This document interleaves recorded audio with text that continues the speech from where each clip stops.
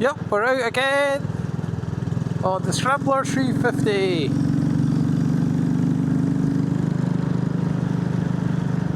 So we're now at a stage where it's more or less done. Got another mirror back on, or two mirrors on it. I've got a wee pannier bag on the back, which you've seen in a film there in the workshop.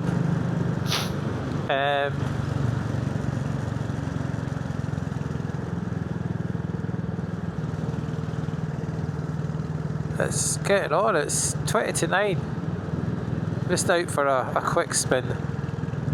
You only need 20 minutes for a film, don't you?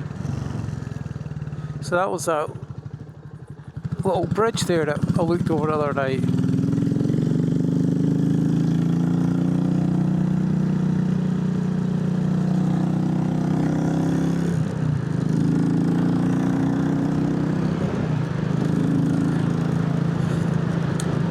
I mean, it's Thursday night, I'm now finished. I'm actually off 5 days, not 4, because I'm working later next week.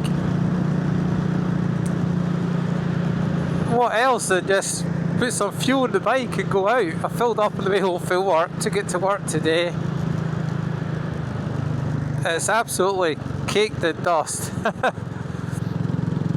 And the cases have all dulled down and everything. I don't really worry, I mean.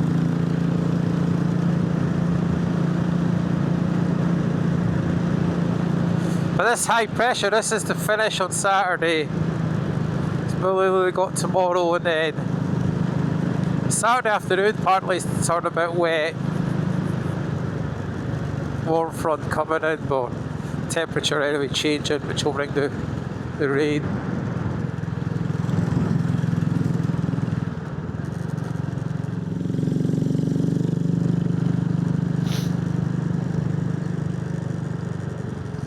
An old UCR.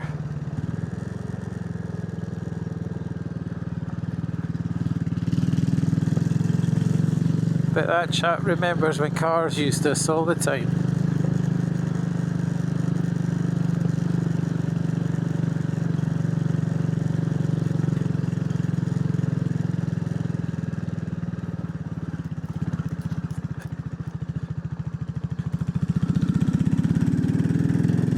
There's still a puddle on it.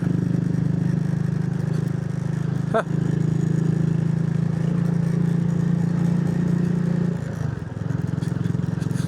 This is what I bought this bike for.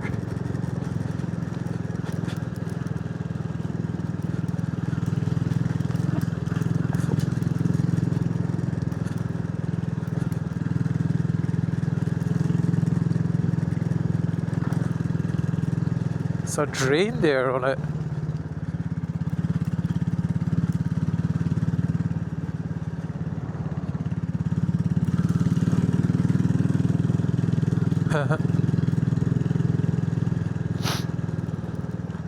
Bit sniffly tonight, it's just all the dust. So this road, as you can see, continued up there.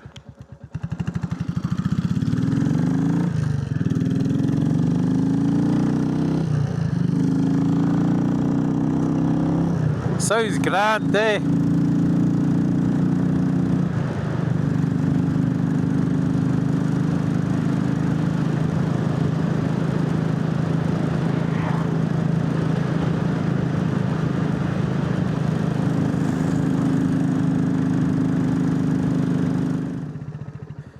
To get to our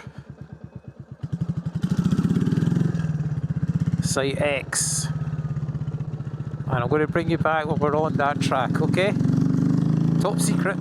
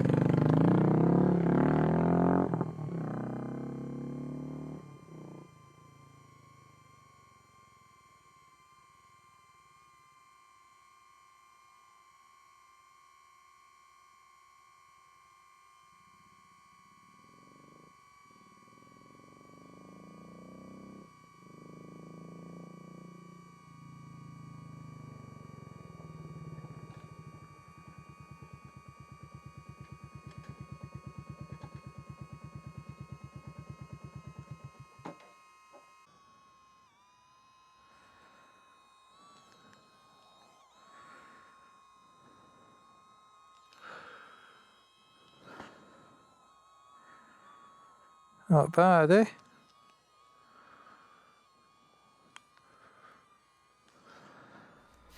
So if you want to keep using the small lightweight drones under whatever it is, 480 or something grams, that's like your mini 2s, 3, 4s and 5s now.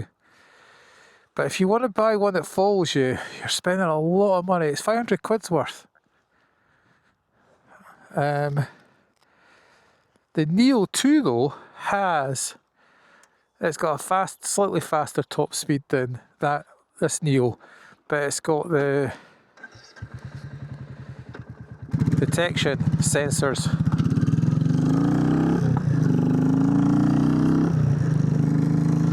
So you won't fly it into things, hopefully. What have we got here on the track?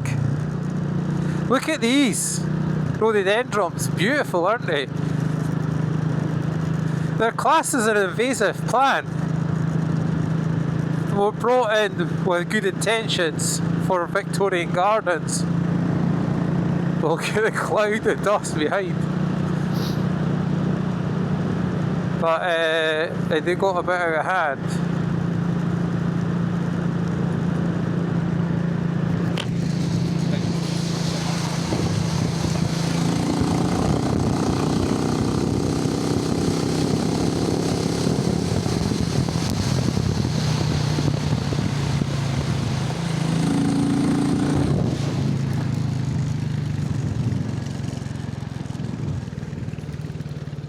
Get these back on. There you go.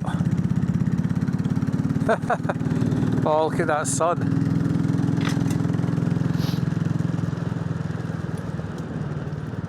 Oof.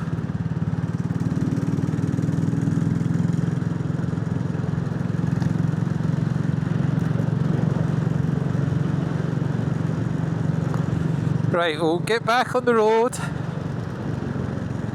I'll call it a day. Just a wee bit film footage for yous. I can't believe the views and comments on that film that I first released, and then the second one the next day on the road as well. A lot of interest in the bike. Nah, I'm glad I've done this. I was talking the other night about putting other wheels on it and that, but to be truthful, the ethos of Royal Enfields nowadays is economical motorcycling. And if I was going to put wheels on for trials, where'd you end? You know, that's another 400 quid or whatever. This bike has cost me 2,600 quid. And I bought it for 1950. Now, yeah, I've spent nearly £300 on an exhaust. Which is why I'm not going hacking it up. If I wanted to make a high level pipe, now I could just get the alloy, the angle, and put that there, but you still need to put an angle on this. But I reckon the next one of these I'm going to do is going to be done, show how cheap it can be done by just using steel mudguards, and it won't be as much about the weight thing. And that one will get 21-inch front wheel, because you just buy a steel rim if need be, second hand, whatever. We'll see. I've still got to build an RAF bike, remember? A sister for Warhorse. And we've got to build a desert one. When will it ever end, eh? Well, it won't. You don't have to have them all on the road, you can have them sitting sorted. Just swap them about, especially when you're just paying monthly for road tax. I don't want to go home up the A1, that's boring. I'm going to head down to Calderham and follow the hill road back, okay?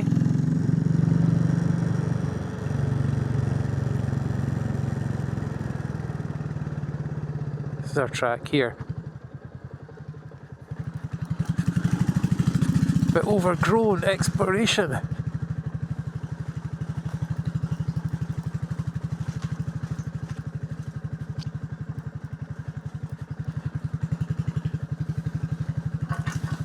I'll not got handguards, you see.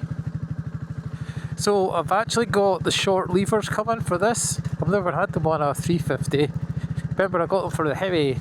I'm really impressed with just the feel of the short levers. I don't need them wound in short because I've got large hands. But the reason I'm getting them is so I can run my handguards, which are just going to have without the actual main guard, if you know what I mean by that. Right, might as well just go back up this again. Why not?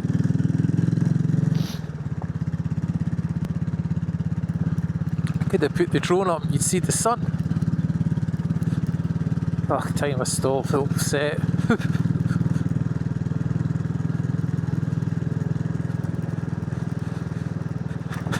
This is better than going back up the A1. So what we'll do is this goes onto the Calderham Road.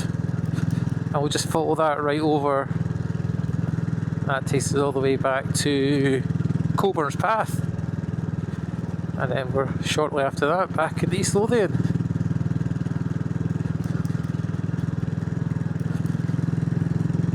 Been good fun getting out the last few nights, so making the most of the light nights. What you've got to do.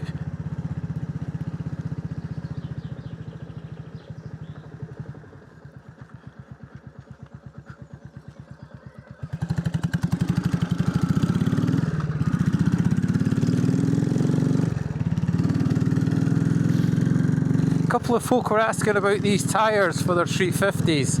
Remember though, if you use the back one, if I put my bike on the centre stand, it will balance on the centre stand, but the back wheel's not off the ground. But if I get like a 1/2 inch plank and put it under, it will allow the back wheel to rotate. So you might want to leave the centre stand on just for punctures and things, and tyre changing and everything else.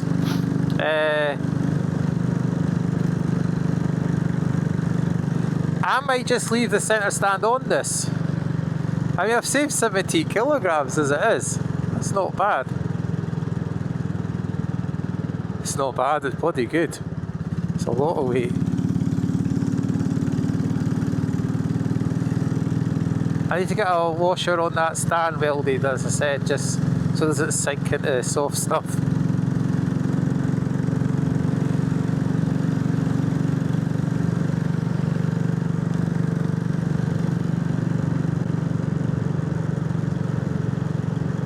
No, I've enjoyed building this. It's been good fun. Good for your head, just focus on something. But I didn't want to drag on for months on end. I wanted just to start and finish. But I didn't want it in a million bits either. I just worked away a wee bit at a time. But there you go. Mudguards, front and back, handlebars, and then any trail tyres, and you've transformed the bike. But if you can afford to buy the light pipe, I'm sure if you bought an exhaust from India, a front pipe as well, it would be very light because it would just be thin, cheap steel.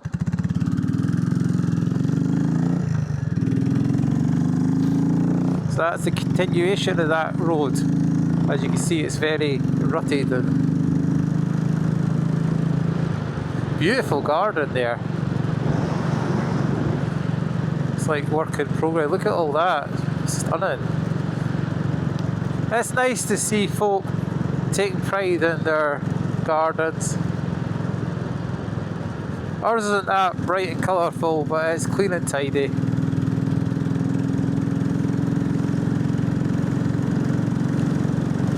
It's organically kept as well because we make, I'll do a little YouTube short on DIY weed killer. that you can spray down, and if a dog wants to lick it, well, I wouldn't want to lick it. It's vinegar, basically. So you can just take your litre of vinegar, you add a couple of teaspoonfuls, or spoonful and a half, say, of salt. That was a lamb. Gotta go on the road. And then spot washer up liquid. Don't know what that does, but give it a good shake. And it'll actually kill the grass as well. If you just keep, give it a good dousing. Get a wee squirter. Works a treat. That's going to be so cool going up through this with the sunset. I'm just going to let the film run because this is beautiful.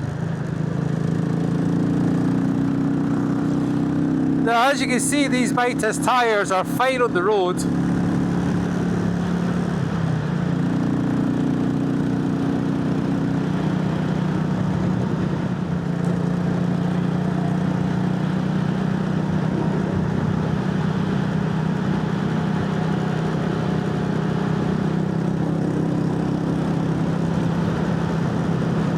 What an amazing place to live. Living the dream, folks, living the dream. Right, we're off, or we'll be here an hour. Okay, see you again soon. Thanks to everyone who commented and gave us a like and that on this project. It's been very good of yous, and I'm in the wrong side of the road now. Eyes on the job. Okay, see you, bye!